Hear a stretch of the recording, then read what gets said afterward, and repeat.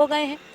पिछले वक्त में याद है आपको, हमारे बचपन में जब हमने अमरूद खाए थे, गली में ठेले वाला आता था, 1 किलो में कम से कम 3 4 5 अमरूद तो आसानी से चढ़ जाते थे। मगर आजकल के इन अमरूदों को देख करके आप क्या कहेंगे, जो मेरे ठीक पीछे आपको दिख रहे हैं, जंबो अमरूद, या फिर इन अमरूदों ने कोई बॉडी बिल्डिंग की है, या फिर इनको कोई प्रोटीन डाइट दी गई है।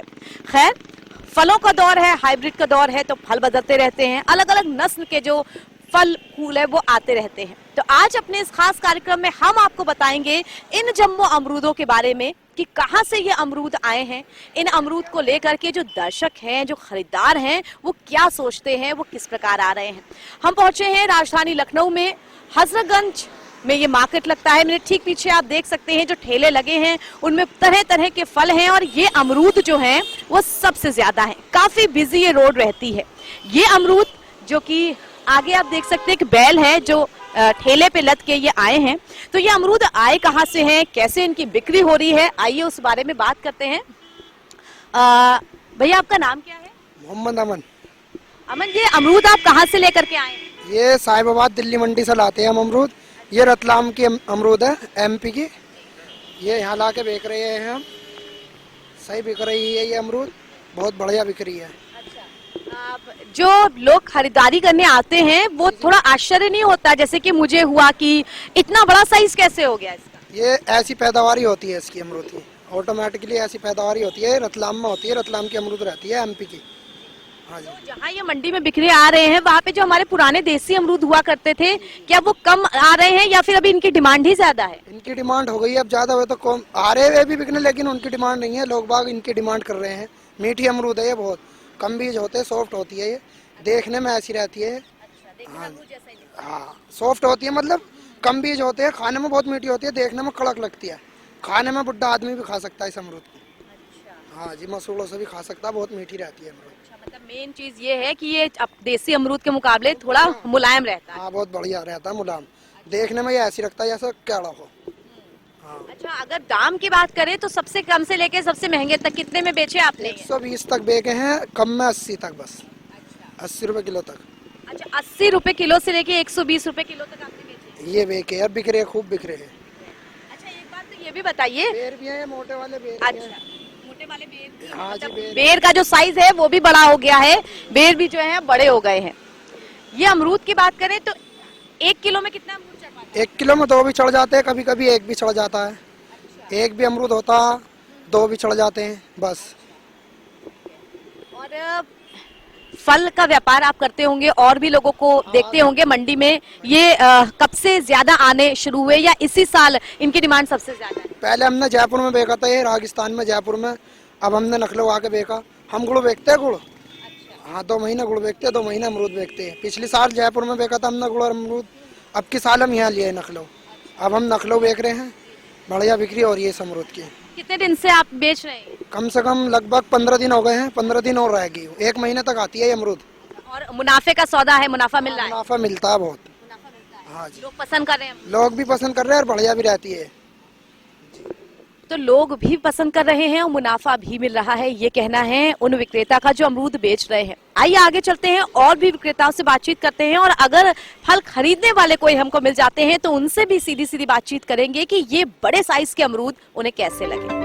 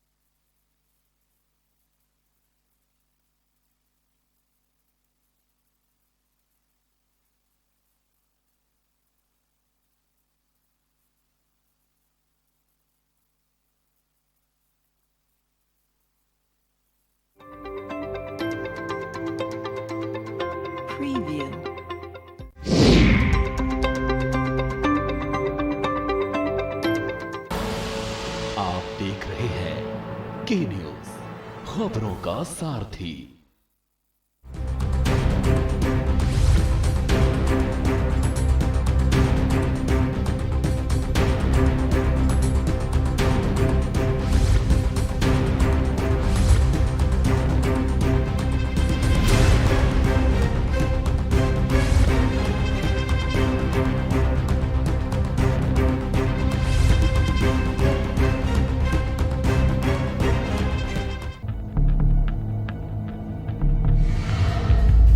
यहाँ इंसानों की नहीं, घड़ियालों की बस्ती है।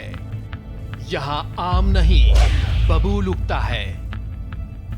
यहाँ खेती अनाज की नहीं, दुश्मनी की होती है। चंबल का पानी प्यास बुझाता नहीं, भड़काता है। प्यास बदले की, प्यास बगावत की, और यही प्यास बनाती है पीहड़ के बागी। देखिए हर शनिवार और रविवार रात 8 बजे प्रबुद्ध चौहान के साथ पीहड़ के बागी। आप देख रहे हैं के न्यूज, खबरों का सारथी।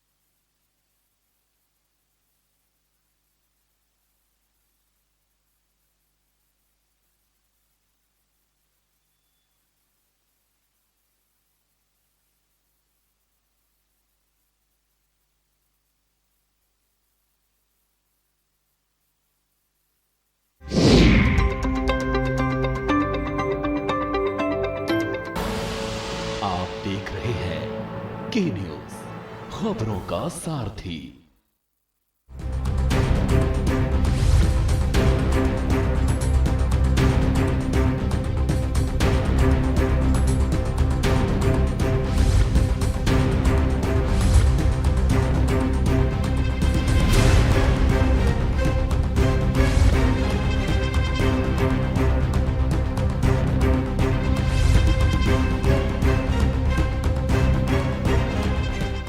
खुदी को आजमाया है तो ये अंदाज आया है, खुदी को आजमाया है तो ये अंदाज आया है।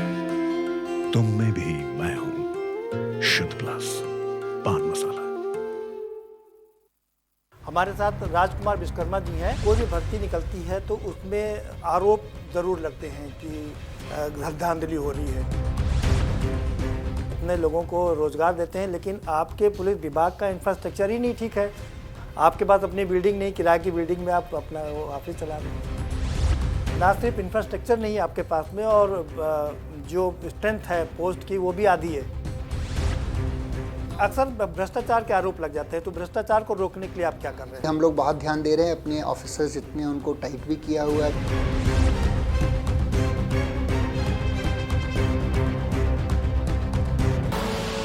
आप देख रहे हैं के न्यूज, खबरों का सारथी।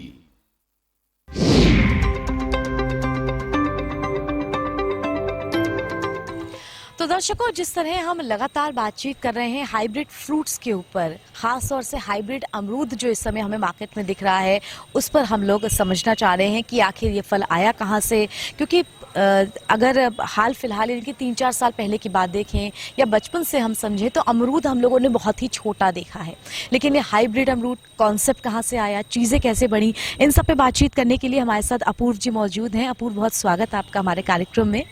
अपूर्व, सबसे पहले तो हम थोड़ा सा हाइब्रिड फ्रूट्स का भी कॉन्सेप्ट समझना चाहते हैं कि व्हाट आर हाइब्रिड फ्रूट्स और क्या ये हमारी सेहत के लिए अच्छे होते हैं? देखिए, जैसा कि हाइब्रिड फ्रूट्स की हम बात कर रहे हैं, हाइब्रिड ही मतलब कि आपने मानव ने खुद उसको निर्मित किया, कहीं दो फलों के जीन्स को एक साथ मिला करके। और इसके अगर लाभ और हानि की बात करें तो हाइब्रिड्स का आया ही इसीलिए था कि कुछ नया पैदा करना था मानव को, तो इसीलिए ये मार्केट में आया था। और देखिए, हर चीज़ के कुछ एडवांटेज होते हैं, कुछ डिसएडवांटेज भी होती हैं। उसी तरह हाइब्रिड फूड्स में भी है, ये कुछ स्वाद में अच्छे हैं तो कुछ सेहत के लिए भी अच्छे हैं। तो ये कहना बहुत ही कठिन है कि कौन सा फल किस चीज़ के लिए ज़्यादा लाभदायक है।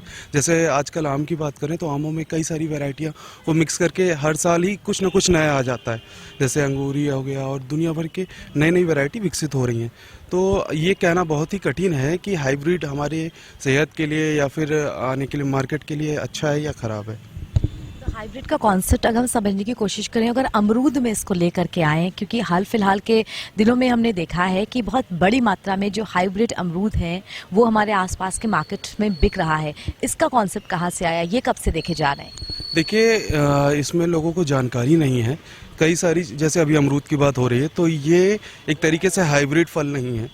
जो नया वाला अमरूद आया है, जो वजन में और साइज़ में काफ़ी बड़ा है, ये एक्चुअली में छत्तीसगढ़ रायपुर की लोकल वैरायटी है, वहाँ की जंगली वैरायटी थी, जिसको पंतनगर यूनिवर्सिटी के माइक्रो इरिगेशन डिपार्टमेंट ने एक तरीके से खोजा और सामने लाया। अभी पंतनगर यूनिवर्सिटी में जो मेला हुआ था उसमें इस बात पर काफ़ी चर्चा भी हुई है।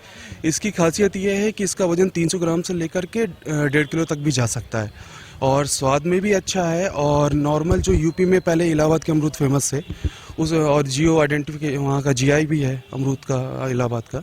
लेकिन इसमें अंतर ये है कि जो ये अमरूद आया हुआ है रायपुर छत्तीसगढ़ से, इसकी खासियत ये है कि इसमें बीज छोटे हैं और उनकी मात्रा कम है, और ये ज़्यादा दिन तक रखे जा सकते हैं, इनको स्टोर किया जा सकता है। लेकिन इलाहाबाद अमरूद में ये क्वालिटी कम है।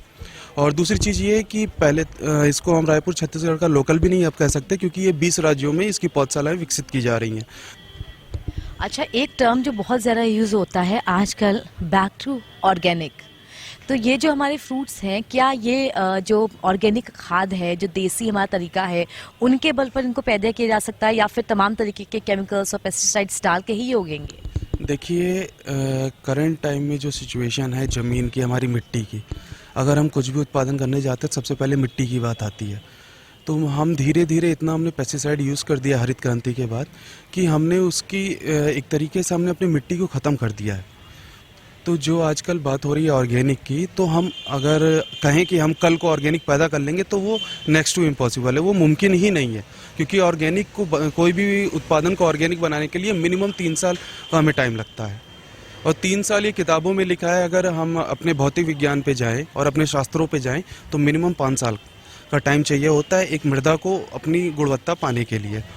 इन फलों की और सब्जियों की बात जैसे हो रही है अभी, जैसे लखनऊ में आम की बात करते हैं हम, तो यहाँ का दशहरी पूरे वर्ल्ड में फेमस है, लेकिन वर्ल्ड में उतनी ही उसकी एक तरीके से डिमांड धीरे धीरे कम होती जा रही है ड्यू टू पेस्टिसाइड। यहाँ पे इतना छिड़काव कर देते हैं कीटनाशक का कि उसकी गुणवत्ता मरती जा रही है। आप देखेंगे ऊपर से तो हरा दिखेगा लेकिन अंदर से पूरा गल चुका होता है। उसका कारण यही है कि जहाँ किसान को 1 एकड़ में थोड़ी मात्रा में पेस्टिसाइड या कुछ भी जो यूज़ कर रहे हैं वो डालना है, फर्टिलाइज़र डालना है, वहाँ वो 24-24 बार छिड़काव कर रहा है। वही चीज़ अगर आप कुर्सी बाराबंकी की बात करेंगे तो वहाँ की मिर्च फेमस है बाराबंकी बेल्ट की, लेकिन उस मिर्च में क्या है, रात में जो है दवा डाल दिया है, सुबह के टाइम दवा डाल दिया, फिर तोड़ के ले आ रहे ताकि वो हरी बनी रहे, तो वो काफ़ी नुकसान कर रही है। और अगर सीधी सी बात है, हमें अपने शरीर की प्रतिरोधक क्षमता बनाना है तो हमें एक बार ऑर्गेनिक की तरफ जाना पड़ेगा। और जो हमारे शास्त्रों में लिखा है उसके अनुसार 1 एकड़ के लिए 1 गाय पर्याप्त है।